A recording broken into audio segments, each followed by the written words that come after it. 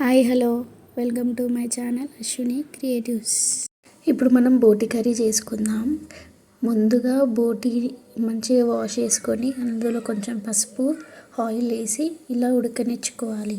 ఉడకనిచ్చుకున్నాక ఇప్పుడు మనకి ఆనియన్, కొత్తిమీర, పుదీనా అన్నీ కట్ చేసుకొని తురిమి పెట్టుకోవాలి. స్టవ్ ఆన్ చేసి బౌల్ పెట్టుకొని అందులో తగినంత ఆయిల్ పోసి దాంట్లో సాజీరా, లవంగా అవి వేసి కట్ చేసుకున్న ఆనియన్స్, కొత్తిమీర, పుదీనా వేసుకొని మంచిగా కలుపుకోవాలి. సిమ్లో పెట్టి ఉడకనిచ్చుకొని మంచిగా ఉడికినాక చూసుకోవాలి ఉడికిందా లేదని. లైట్ బ్రౌన్ కలర్లో రావాలి. తర్వాత పసుపు,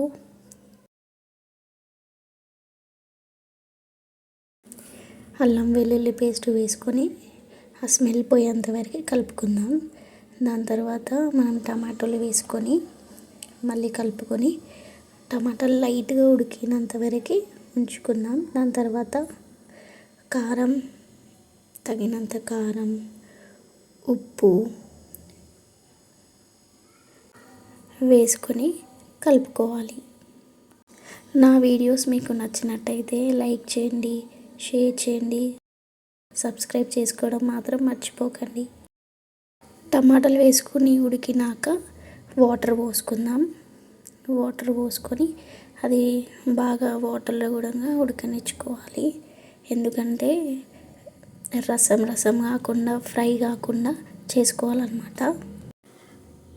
ఉడికనిచ్చుకొని పెట్టుకున్న బోటిని దీంట్లో వేసుకొని అది బాగా ఉడకనిచ్చుకోవాలి.